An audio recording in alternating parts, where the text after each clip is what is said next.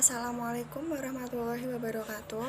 Perkenalkan, saya Maiko Harisdwi Cahya dengan nomor induk mahasiswa 43014190071. Di sini saya akan menjelaskan materi terkait fenomena permukaan, di mana biasanya kita mempelajari materi ini di salah satu mata kuliah Kimia Fisika 2. Nah, untuk submateri dari materi fenomena permukaan itu sendiri ada banyak. Di sini saya hanya mengambil 3 submateri, yaitu yang pertama, energi permukaan dan tegangan permukaan, yang kedua, besarnya tegangan permukaan, dan yang ketiga, pengukuran tegangan permukaan. Oke, untuk submateri yang pertama ada energi permukaan dan tegangan permukaan, di mana padatan yang terdiri molekul bola terikat oleh suatu energi kohesif E per mol dan epsilon sama dengan E per N per molekul, di mana setiap molekul terikat pada 12 ikatan lainnya dengan kekuatan ikatan sebesar epsilon per 12.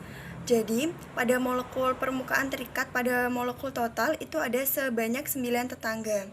Kemudian energi ikat total pada molekul permukaan sebesar 9 epsilon per 12 sama dengan 3 per 4 epsilon. Jadi dapat disimpulkan bahwa molekul permukaan hanya 75% yang terikat dengan energi ikat di dalam molekul dalam jumlah besar. Oleh karena itu, energi molekul permukaan lebih tinggi daripada energi molekul pada padatan. Hal ini juga berlaku pada cairan. Nah, untuk contohnya kita bisa perhatikan gambar sebatang cairan yang diregangkan pada kawat. Untuk meningkatkan luas film sebesar dA, jumlah kerja yang dilakukan itu harus proporsional. Energi Gibbs dari film meningkat sebesar gamma dikali dA, di mana gamma adalah permukaan Gibbs energi persatuan luas. Peningkatan energi Gibbs ini, dia itu menyiratkan bahwa gerakan kawat dilawan oleh gaya yaitu F. Jika kawat bergerak sejauh dx, usaha yang dilakukan adalah F dikali dx.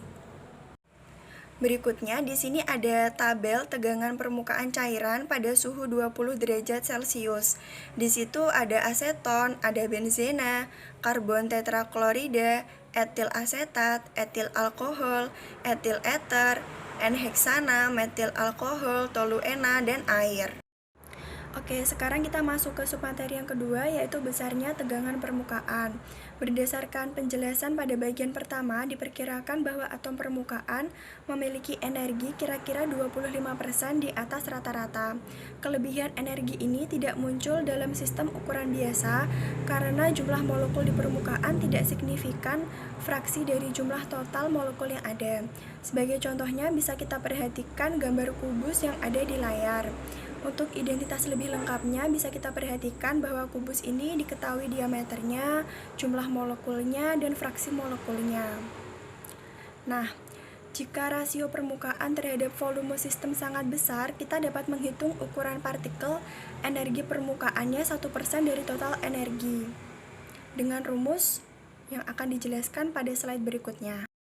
Nah, untuk rumusnya sendiri yaitu E sama dengan EV kecil dikali V ditambah ES kecil dikali A, di mana V dan A itu merupakan volume dan luas.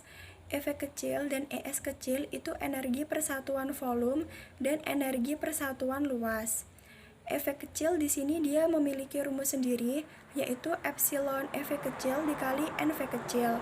Sedangkan untuk ES kecil rumusnya adalah epsilon S kecil dikali NS kecil, di mana epsilon V kecil dan epsilon S kecil itu adalah energi per molekul dalam jumlah besar dan molekul dalam permukaan. Untuk NV kecil dan NS kecil itu adalah jumlah molekul persatuan volume dan persatuan luas.